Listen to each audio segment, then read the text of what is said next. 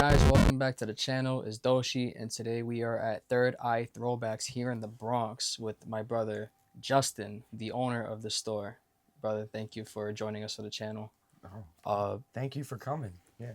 the store is pretty dope. Pure nostalgic all over the place. You know, definitely eye candy everywhere for sure. Lots to look at. So, Justin, as a question I always ask for everyone, give us a little bit about yourself, a little background. Well, I'll say I'm a lifelong artist. We'll call it that. This place is like is the living art piece. So I've always been designing or creating in some sort of way. I used to make bootleg toys. Did some stuff under that. Printed a bunch of different designs, and just like ended up like realizing the amount that I was creating. It's like, as an artist, it's like you just keep creating paintings and paintings and paintings, and they stack up. So I need to do something like business wise with that. At least my collection, it gets to like a point where like it hoards out. So I think I started selling toys first. I would go to like pop-up events, no physical location or anything like that. And then I think it developed into clothing. It has to do with like bringing those. I was telling you earlier, like bringing a packaged figure somewhere that's like in pristine condition. It's been there for 30 years, and then you end up bringing it to a show. If you don't sell it the first time, by like the second or third time, it's like peeling off or something like that, and that would drive me nuts. So I wanted to move over to something that I was able to find like the same passion for and be able to be mobile with it. I didn't have once again, no physical location like that. So I moved on to clothing, and with clothing, I'd say like it has its own like gravitational force. There's like a culture that comes with it as well. So like a lot of the other objects started coming together, and like the final piece, which has been like I would say like last few years and more recent, like part of it is like entering the gaming world. And we've been here, I think, what is it, 5 years and a month now or something like that. Yeah, it's been an incredible journey to get here. Hey, how you doing? You guys don't have baseball gloves, right? No baseball gloves. I got baseballs if you want. All right, see you later. I knew he was gonna ask me for a glove. Yeah, 1 week we're gonna have a glove for him. If any of you got a glove, you know where to bring it. Where was I? Yeah.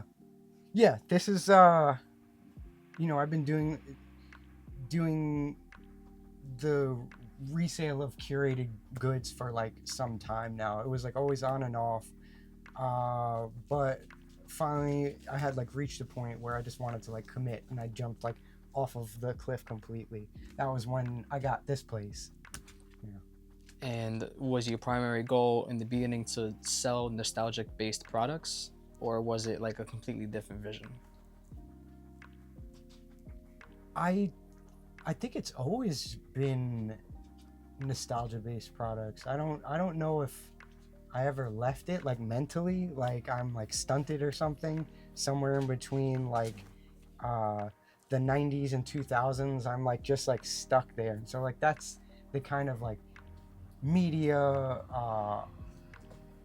clothing, anything like that I like really consume. So it was pretty natural. All of like any of this stuff is just, there's no like rhyme or reason specifically, except for like it's something that like I appreciate, and I think it has like some sort of like value creatively, spiritually, and hopefully monetarily.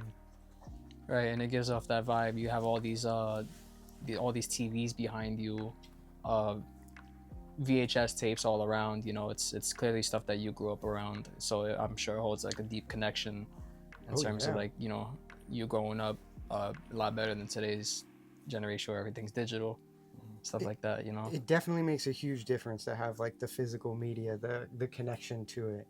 I found the other day it was a T2 Arnold Schwarzenegger figure. It's one that has like a detachable arm, and I had it in like pieces for the longest time. You probably remember it sitting back there for a while. I had the arm somewhere, I had the body, but like in connecting it, I was able to like reach that moment like of like pure nostalgic bliss. I see it happen to people like all the time in here, but like you're constantly surrounded by it. So I don't want to say we're like jaded by it, but like it's still possible to get that like yeah, that rush off of it.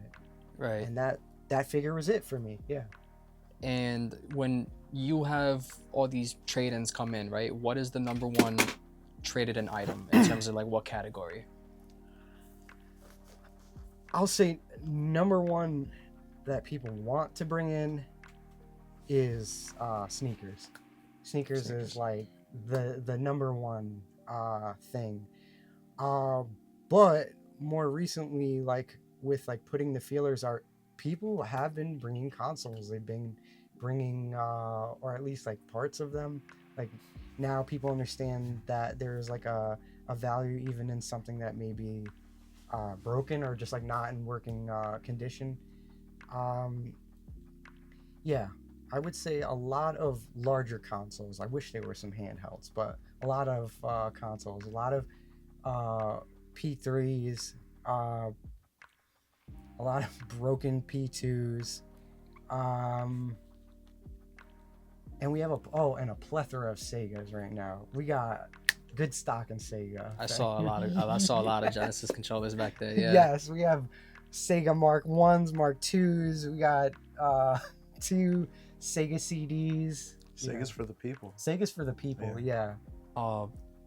You're clearly located in the Bronx, right? Yeah. Was this where you wanted the store, the brick and mortar, to be held in when you were planning all this? Oh man, this was like, it's like always the dream to do something local. Like you go places and you meet someone and they're like, yeah, I'm from like right up the block, and there's something always so like beautiful about that. You're like entangled, entrenched in the neighborhood.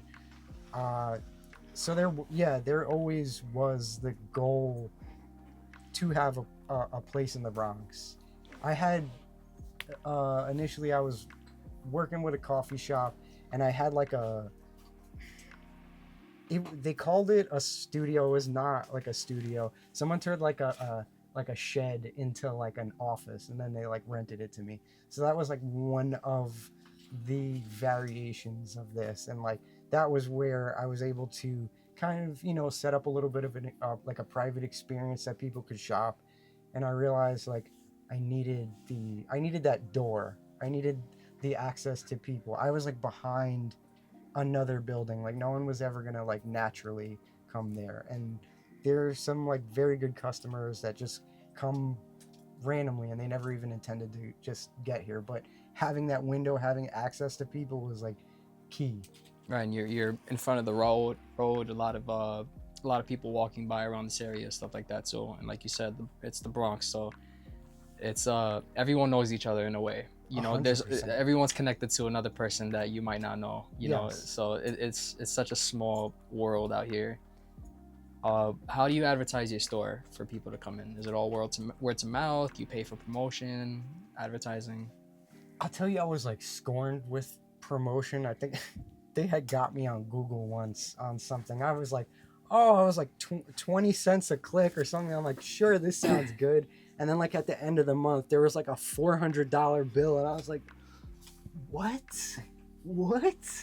Gotcha. So yeah, they got me. It's all right. Yeah, I paid the Google gods. But yeah, may they look favorably upon us now. Honestly, I try to do, I really believe in like investing in yourself and invest your time in yourself. So I'll do, all the social medias that are free. We have a TikTok, we have Instagram, we have YouTube. Is that everything that we're on? I mean, besides like other selling platforms, selling on Grailed or eBay, but a lot of it is, I would say, like word of mouth. It's becoming a part of the community, creating a community itself, creating a place that people are like interested in. Yeah, advertising is very expensive. It is. And it's, as a small business, it's hard to say, okay, I can put up $500 to $1,000 in advertising, because, not to say that that won't work at all, but maybe it's not a short-term solution. Maybe it's something like people marked you down, and 6 months from now they come and they visit you and they're like, hey, I remember this ad that I saw. But like being small business, where like revenue is tighter than like a corporation, it's difficult to shell out money like that. So any sort of opportunity that we can do that just like takes our time and our energy is something that we use a lot. Right. And being a store owner at NYC, right? Is it expensive to own a brick and mortar here? Tons, right? Yeah. That's like the thing. I wake up at like 3 a.m. and then like 4 a.m. again, and then possibly again 6 a.m. And I'm like, whoa, I forgot to pay that bill or that bill. Yeah, there's like a lot of little like secret things also. And I tried to be good guy and do everything by the book. So I have a license also. I have like a secondhand dealer's license. A lot of times, like, nobody even knows what that is. Most secondhand shops, I don't even think Goodwill or like Salvation Army has it. I don't know why I got it. I was trying to be like good, a part of the system. But I am a licensed dealer, and that does like cost something. That costs something. You have insurance, because you need to insure the property, the goods, anybody that, you know, could possibly do anything in your store. You have Con Ed. Yeah. That never changes. Also, a secret, which I didn't find out until recently, is that like as a business, they give you like a greater surcharge, because theoretically as a business, you're like harnessing more energy. I have like a string of LED lights, and like, yeah, my surcharges are insane sometimes. Like, but that's a part of it. Yeah, that's just like another part of like those hidden things that maybe not owning a store you wouldn't really have to be like entirely concerned with. Have you ever thought about, of course you're still here, yeah, the business is successful, but have you ever like had that thought in your mind, it's like maybe it's time to step back and only sell online? Or have like you ever thought about closing up shops so save tons of money on utilities like this? Oh yeah, seeing where like people like yourself can thrive and be like successful and not tied down to a place, it's like very enticing, I'll say.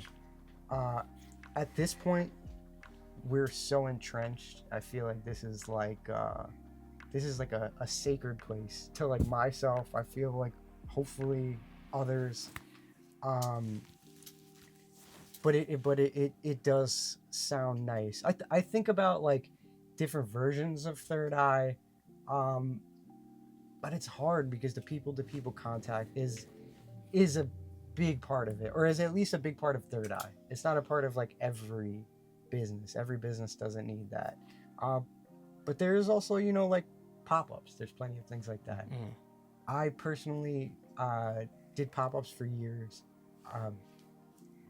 I wanted somewhere to just call my own, and it's like, it is kind of beautiful to come in and like look around. Sometimes I have like all the music off, the lights are off, and I'm like, wow, this was something like of my creation. Yeah, you walk in every morning and you're like, wow, like this is me. Like, yeah, you know, your personality put into a physical location where people can also walk in and tell themselves, wow, you know, I didn't even know this was in my neighborhood. 100%. Like that was my reaction when I came here. You know, I was like, oh man, this place is dope. It doesn't even feel like a store. You know, it feels like someone's like toy room. You know what I mean? Like, yeah. You know, like you know, old vintage jerseys and stuff like that. And it's all New York based as well. You know, there's a lot of New York inspired stuff here. So 100%. It makes me feel like, you know, I'm representing my community. Definitely. Yeah. I wanted this to, you know, this to be this is meant to be like home for people, someone to just walk in. There's like so many people that just pull up and I have no problem with it. I love it. They'll like just sit on the rug and just like start looking at something, or like be kneeling on the ground, like, you know, sitting on their side, like looking at something comfortably, like they'd be in their apartment. So like it works. It is in that sense like truly like an experience, and it's a beautiful thing. Now, your store is clearly packed with vintage clothing, VHS tapes, like I stated, video games, CRT TVs, stuff like that.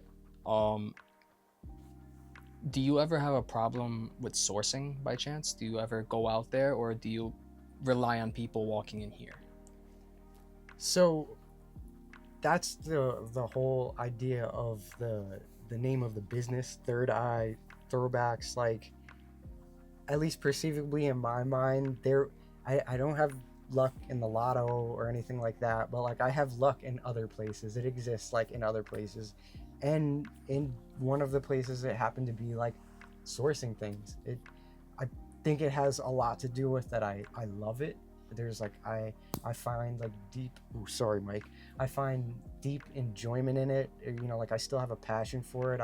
I love to wake up at like 6 a.m. and go like ride my bike out to a couple garage sales or something and just like see what you can find. So I think, and Kenny has like some killer pickups. He found some very cool ESPN stuff like last week. It's out there, and if you love it and you're looking for it, it'll be looking for you too. Of course. And once people do that first trade, see what kind of business owner you are, they're more than welcome to come back every time when they find something. I hope so, yeah. And Kenny, thank you for being on the channel with Justin. Would you like to introduce yourself and your relationship to Justin? Yeah, my name's Kenny, and I came off the street. I walked in as a customer, and I remember that I came in with just a couple bucks in my pocket, like maybe like $17 at most. And I knew I wanted to spend something here. I wanted to find and support, because I'm from Westchester County up in White Plains, New York. And coming up, I grew up during the Y2K era. We're the same age. So I grew up at a time when we came up in the skateboarding community, skateboard world. And at that time, there was a small skate shop located on Central Avenue up in White Plains. And it was all about supporting that skate shop in that community, because you were almost like frowned upon if you were like going to the mall or ordering offline. Everything had to come from like a little small hole in the wall ran by like an old Filipino guy from San Francisco. And we supported that. So stepping here, it took me back. It was just reminiscent, and that like something set off in my mind, and I was like, I have to support this. I'm only about like 25 minutes away, so I would come down at least maybe once a week or bi-weekly and drop $5 here, $10 here, $20 here, and we developed a relationship. And as the saying goes, like, real recognize real. I like to think that, at least, you know what I mean? And we started just touching base and like picking each other's brains on like what we grew up with. We're both 88 babies. Mm-hmm. So it was pro wrestling lore, skateboard lore. We had Mondays off. That turned into like a skate sesh every Monday. And then from there, it was, I also came from working in retail. I worked fashion, and expressing yourself has always been a big part of my life. And making a long story short, I ended up being the Saturday guy. And it was just, if you come here on the weekends, although a lot of people would come in on the weekends and be like, is Justin here? And I'm sorry, he's not here. It's I'm the Saturday guy, or I'll say he's not here during the weekends, taking the time off. People will say, oh, that's nice. He deserves it. A big part of the community. People love him. So, yeah, but now I have my own kind of, people come in and they recognize me, and they know me as the Saturday guy. They don't know who I am sometimes. Or they'll get us confused. They pull up and they're like, where's the other guy? I'm like, Oh, Kenny. Yeah. No, I'm here during the week. Yeah. My bad. Yeah. Where's your cousin? Yeah, That exactly. happens. Yeah. But it's cool, and the community's great. I've made a lot of friends, and just to add to what Justin was saying, it's like the old saying, like, if you build it, they will come, and this is a testament to that. It's sick you say that, because that was like one of the things I would say to myself all the time when I was in that little shed thing. I wish I had pictures of it. Yeah, I would be like, if I build it, they'll come. I really did. That's sick. I would say that to myself all the time, and I guess it worked. Yeah. You guys are here. Yeah, I mean, hey, we're filming. You know, like this place is so different from any other store I've walked in. But to me, it's not just like a store. This is the only place I know that's built like this. Why do you think other business owners don't have places like these? Like, of course, there's thrift stores, but this isn't a thrift store. You know, it's not a Salvation Army. Why do you think people are kind of scared to open a shop selling products like these around here? I could say this place is okay. How could I could associate it best to, like, this seems like an aside, but it'll make sense.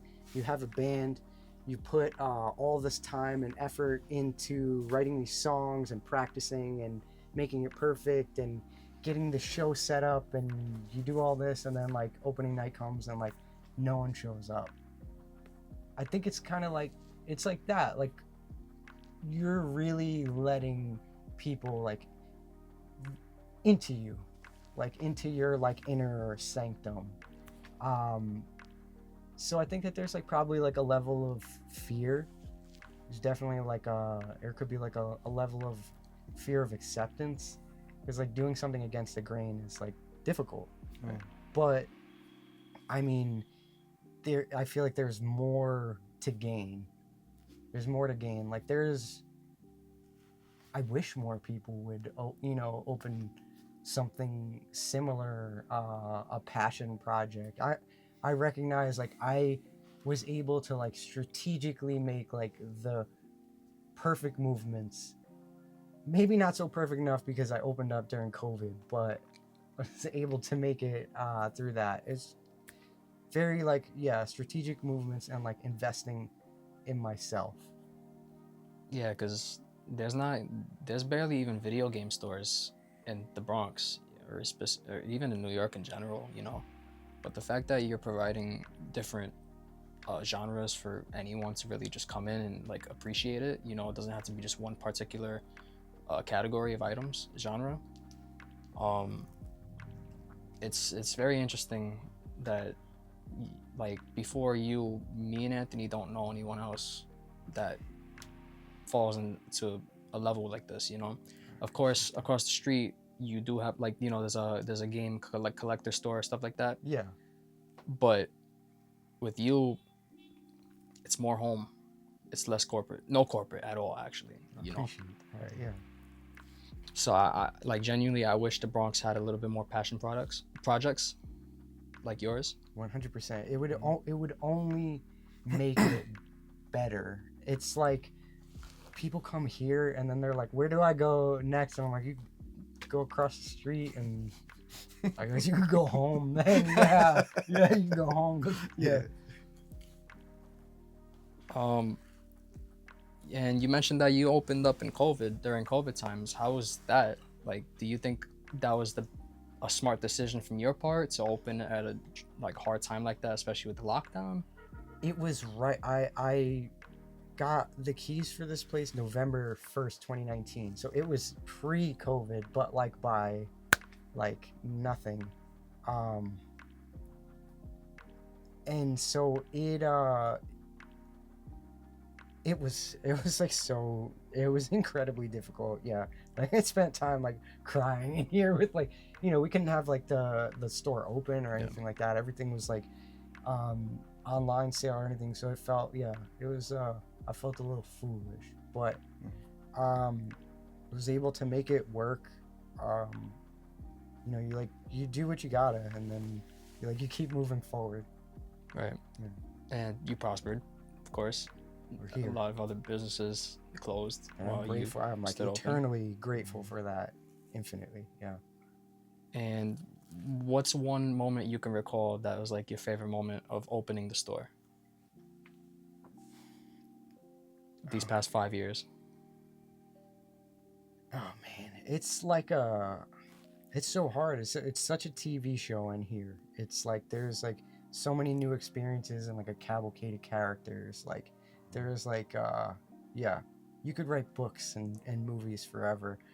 I try to throw like community-based events, we'll say, so like performances or anything that the whole public is like welcome to come to. I always put that out. They're always free. I try to make it accessible for everybody. So I'd say like, oh man, there's like any of the events where we get everybody together. We started the independent market, and we were able to get like so many different like vendors together, and it's a really beautiful thing. I would say like there is no one specific memory. It's just being able to think about like all of the connections that have been like fostered and created, and will just like continue to grow. Right. Also, to add on, like, the Bronx is one of the coolest places in America. Like, or at least like it's so much has come out of the Bronx. So much has come out of, like, if we're talking about New York, the Bronx has birthed so much in culture, Yep. in lingo, in expression. I'm from, you know, New York City will call Westchester upstate, which it is. It goes upstate, but it bleeds. You know, the culture will bleed up to Yonkers, Mount Vernon, New Rochelle, White Plains. And growing up, it was always, we'd bypass the Bronx for whatever reason. Maybe it's old folks' tale that our parents would tell us to stay out of the Bronx because we'll get robbed or we'll get jumped. But we'd go into the city, Brooklyn. But I was living in Brooklyn before the pandemic. When the pandemic hit, I moved back up to Westchester, living at home, and I missed the city. And I was like, dude, I live right next door to the city. Like, why don't I just go check out the Bronx? Like, just hunt, just like search, you know? And I stumbled upon this place, and yeah, and I was always so impressed by going out to these, like, to the pop-ups that we do, and just seeing the fits, just you know, Oh, it's ridiculous. heat. It's beautiful. Yeah. It's insane. Seeing the people that come is like, that's like the best part. That's the Yeah. treat. Yeah. A lot of, Yeah. you know, New York gets a lot of stereotype Mhm. about, like, you know, it being just awful, which is weird. You know, to me, this is home. Yeah. But a lot of people from outside always tell us, like, fashion, for example, we are different. Yes. You know what I mean? Like, Yeah, of we have course. our seasons, Well, but it's- we dress up nice. You know what I mean? it's- Like, it's a whole different It's style. a fashion capital of the world. Yeah. You know, there's Milan, there's Paris, there's New York. You're so There's cultured. You know all these Los different Angeles. places. Yeah, but I mean, like, New York is a fashion. Like, I lived abroad for some time, and no one abroad will know where, like, White Plains is. So when I would ask, I'm like, oh, I live right outside of New York, 25 miles north. So it's like, oh, you live in New York? I'm like, no, I'm just like, I live next to the Bronx. Oh, you're from the Bronx? I was like, sure, I'm from the Bronx. Yep. Yeah. You know, Yeah. but people from, like, Germany, from Italy, from France, you say you're from New York and they, like, lose it. They want to know everything about it, and they want to consume. They want to learn, and they want to, you know, Adapt it in their own way, yeah, absolutely. which is very cool too. Yeah, because there's cool people all over the world. Yeah, 100%. Yeah, I see it everywhere, and we've had customers come from Germany. I had someone in here from Bogota, Colombia, and he was just, like, tripping out on the starter hats during a time we had, like, starter Oh caps, man, yeah. and it's a little foggy, like, my memory, but I remember him telling me how, like, he would love to, like, send these all back down to Colombia. But, you know, this is Americana. This is also an all-American store, very much so. You know, it's an all-American city. Do you think this store would be what it is if it was in a different city or state? or man. do you think this being in the Bronx gives it its flavor? Yeah, absolutely. Yeah, it would be something totally different. Yeah, you can make pizza with the same recipe in a million different places, but it's still water. Yeah, Yeah, in New York it's water, gonna yeah. make the Yeah. difference. Yeah, there's Drink out of the hydrant. there's something so much more different about it. I love being like a little hole in the wall, kind of idea. That was like always like magical to me. Yeah, this place wouldn't be what it is if it wasn't in the Bronx. Yeah. Taking it all the way back to where you say you host community events. Last week you hosted a tattoo event, right? Oh, I Can you did. tell the public a little bit about that? Yeah, we had prospect from tattoo scene. He pulled up. He's always doing like custom. He always does custom flash sheets for us. You mind I get up for a second? I'll show yeah, them. of course. This one, I think this one was like from one of the first ones. I hope that doesn't show up with too much of a reflection. Archie, you like that, right? It's pretty cool. Yeah. So he's always doing like custom versions of things. And that's just like a nice way to connect like a different portion of like the artistic community. I'm always just trying to like really connect people. But on the most recent day, I got a nice little Lucky piece. I don't know if that shows up on there or not. The mascot of the store. Yeah, right? Lucky is the I wonder where she is right She's on the now. TV. Oh, she's you on could the capture TV that, that's- right now. That's a beautiful shot. That's One of such my favorite a- shots of the store. That's such a New York thing. Mhm. Like, cats and bodegas, Oh, sure. it's a culture in its own. Those are the managers right there. Yeah. She's for Bodega sure cat. the boss. People would come here just for her. I'm okay for that. CFO. Yeah. Wow, she's like the Rock. So you guys had that tattoo event, right? Yeah. And what was it? Or when you spend $200, you get a free tattoo based off of the designs that he had, right? Yeah, I'm always trying to do some sort of like quirky thing to integrate everything. It has to be like enticing for Right. people. Yeah. You want to make something fun. That's pretty dope. That's something that's pretty out of the box. For me, you know what I mean? A lot of Yeah. people have like these like little vendors booths, come in, bring your own table, sell products, it helps advertise the shop. But tattoos is a different level of like creativity. It's that's like the ultimate dream in my head.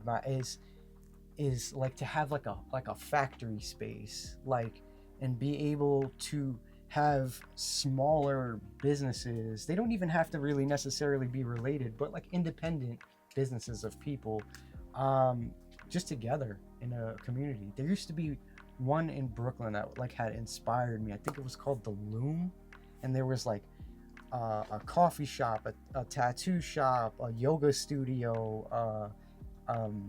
I think there was like an animal store, like pet food or something like that, and it was like such an incredible little environment. And yeah, so that always stuck with me. So the idea of like tattooing and this seemed to always make sense. And it's art, like what you said, how this all happened in the first place, artistic, energy and what you're passionate about. The painting behind you on the wall, that's you or someone else did that, or? This my buddy did for us. It's the logo that I created, like one of the original ones. It's a mix between a couple of popular characters. I won't name who they are, but yeah, you can judge for yourself. Yeah, that was like one of their early logos, and I think like early additions to the store. I was able to fully recognize the dream of having. I'm not even play basketball, but there's like something to me like living in the Bronx. Like it's like icon. Like basketball is a part of it. Like 100%. so. I always wanted a hoop in the middle. The idea was to have like a 3-point line, and I wanted to do like you could get like a certain amount of money off if you were able to like sink it. But so it's kind of like everything is like you can think about something a million times, but it's until you like create it. And as an artist, you just have to accept like what it it what it turns into. It's not always what's in your head. Yeah. Of course. What now during your past 5 years of being open, what is, I guess, not worst situation that you've been in, but like what has been like just something that just like wasn't supposed to happen, you'd say? Like, everyone has a good day, but what's the worst day that you'd say? Oh my God, I blocked those out of my head. As a business owner, of course.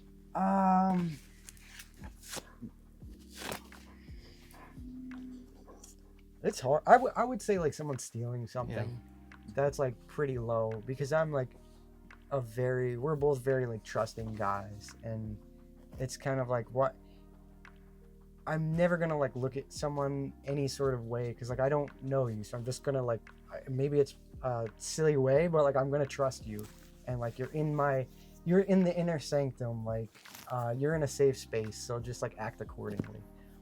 So like it has happened like very few times, but it has happened, but you kind of get past it. At the end of the day, this is all just stuff. Like, you may love this stuff, but like it's just stuff.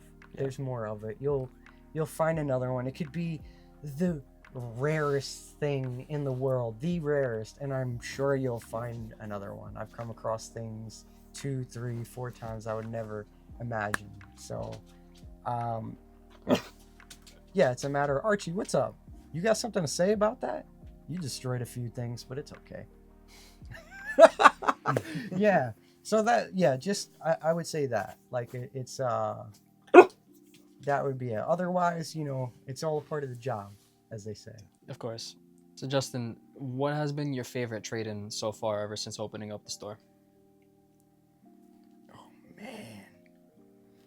Sheesh, I would have to say almost this one right now. This may seem simple, but like I was like, we had this before. There's certain things like you get, and then Archie, you had your beverage before. Sip boy. There's certain things that you sell and then maybe like regret a little bit. Uh-huh. And I did say that you can get anything back, but this was something that was like near and dear to my heart. I remember being like a kid and being brought to like WWF New York, which was in Times Square. Mm-hmm. And that was like a huge deal for me. We keep going back to wrestling. Like it is like a major part of like all of this. Major part of like the character. This is a part of the gimmick. Part of the gimmick.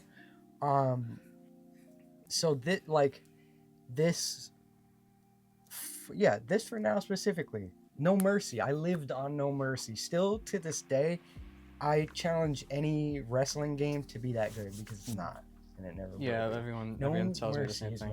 It's the best. Mm-hmm. Yeah, it doesn't get greater than that. It's the best. Yeah. So like, yes, this is like tied to like a lot of things. I put a lot of hours into that game. I'm not even that good. I mean, there's only like 2 buttons to press, but like it means the world in that sense. I would say between that and that Virtual Boy that we got right there, that we got to pop out. That's it. It's out there in the public. Yeah, yeah. The Blockbuster Virtual Boy, which is just like the deep connection to Blockbuster. One of my logos that we utilize is similar to the styling of Blockbuster, and because that place was like iconic for me. That was the source. That was where you got all of the media. That was where I got like all of my like used games from. Between there or Funkoland. How you doing? What can I help you with, my friend? Do you sell furniture here? No way. No. Have a good one. Shouldn't like upstairs.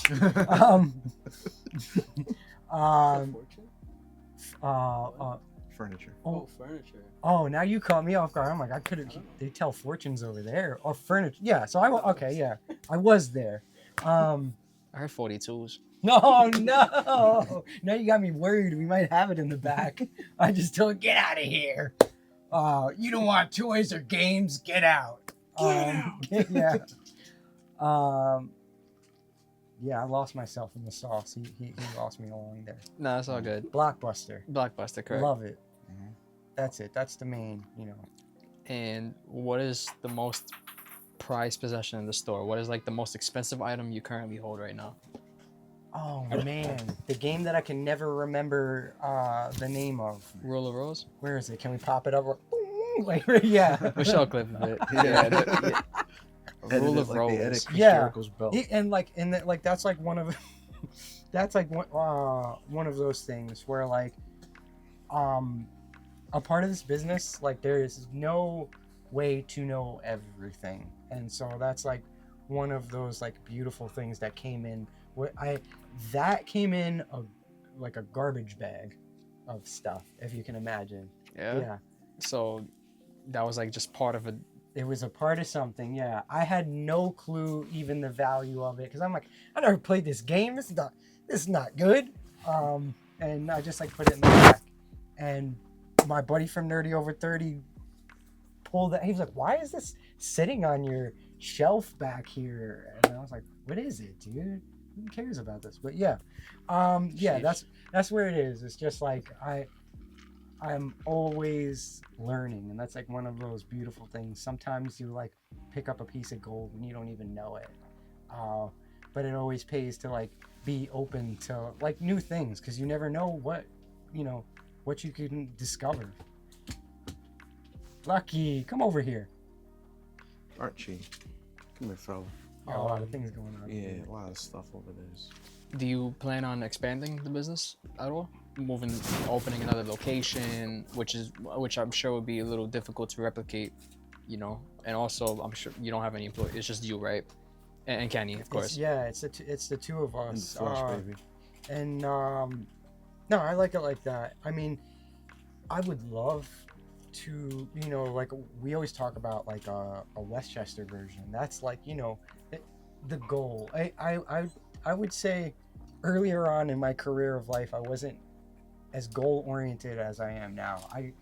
I couldn't see like, I don't know that I could see like a year in the future. I was definitely not seeing 5 years or 10 years, but like now I'm setting those like hurdles for myself, and it helps because like once you're an adult, once you're out of school or out of like the domain of your caretakers, your parents, whoever it may be, like it's up to you.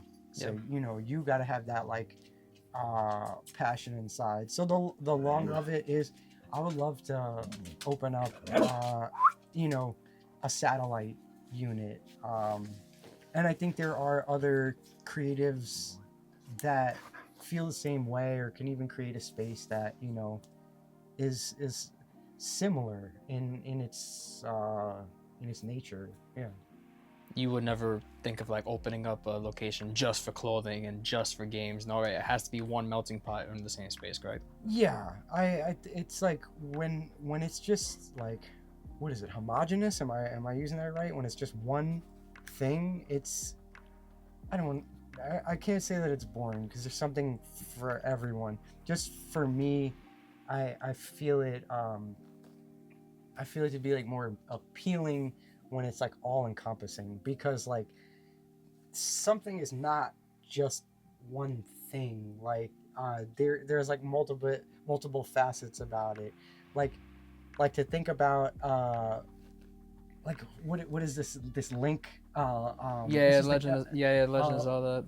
Game Boy Legend of shit, Zelda Links for SP, whichever version is that I can't remember offhand right now.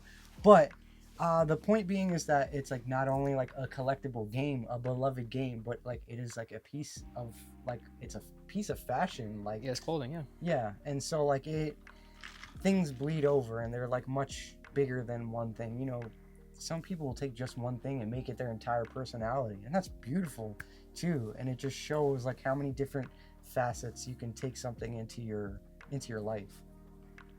Absolutely right. Yeah, for sure. It, like I said, it bleeds all over to different types of products. Toys, plenty of gaming toys.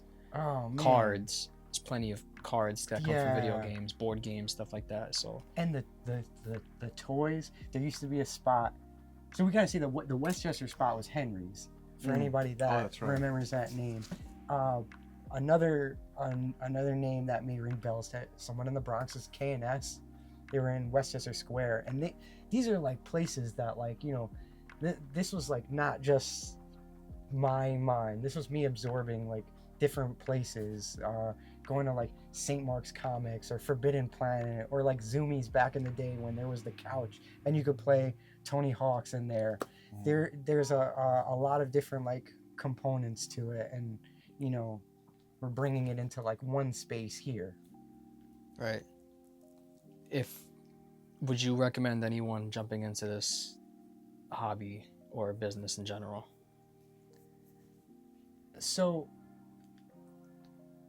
it's a mixed bag. I don't want to say like dump everything behind, like give everything secure up and like just like take the leap. It has to be very strategic. You have to have like things that you can fall back on, people like support. It helps to have like supportive people, and you know, hopefully that's your family. If it's not your family, you know, create friends that are family. Like I have so many friends now that I just consider like they are blood to me. So it's creating a community. Yeah. And this is this is an interesting point I talked about with my wife, because she's an incredible artist, photographer. She does work otherwise, but like, so like she didn't want to take the photography and turn it into something that like maybe you would like lose the passion for or the love. Like that's where it becomes difficult. You need to be able to accept that you're gonna maybe have to do things with your business that you wouldn't normally want to do. And you know, whether that be like, and this is no boohoo story or anything, but it's like, you know, there's been times along the years when things were like super tough. So I'm like, okay, I'm going to go out with like a rack of clothes, go out somewhere, go, you know, like stand on a block and try to like sell these, or just and not that that's like the worst thing in the world, but it's just like an example. It's like, you know, I've created this space, but this isn't the end of it, because, you know, there's not a million people coming through the doorway. So there's like other facets to the business. There's, you know, you have to be multi-leveled. You need to be on different selling platforms, because if you're not, you're just like dead in the water. It's about the grind. There is a grind with it. This is something that like, okay, so like I was talking about it as like imagine you have like you purchased a plot of land and you know there's gold in the land, but now you just leave it. It doesn't matter that you have $2 billion worth of gold underneath you. If you don't go and like dig it out and separate it and bring it to the people that are going to purchase it, it's not worth anything. So this only works as hard as you want to like work it. So there is no constant paycheck. You know, things fluctuate so much. So it's like, you got to really want it, and you got to really be out there for it, and just be willing to like, to expand yourself. I'm a pretty anxious person, but like, I love the business. And so I push myself. I know that's not to say like, if you have severe anxiety, like push yourself into a giant situation and expect you're gonna do a speech in front of 10,000 people. Just whatever it may be to extend yourself outside of like your comfort zone. Just, it's like, if you're gonna do the independent thing, you have to be willing to like go outside your comfort zone. That's I think a main takeaway. Just accept that it's like, everything is not all, you know, it's not all glitter, and it's not always going to be good. So it's best to be able to like, if you can, be strong for yourself, or like surround yourself with other people that can be strong for you when you can't be strong. Of course.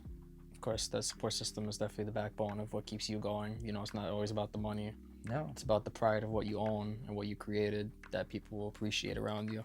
100%. Yeah, this is everything to me, and I want it to be for everybody like the best experience that it can be. I know that's not all the way realistic, but that's what I aim for. Of course. My final question, Jay. What's one piece of advice for anyone that wants to jump into this from your perspective?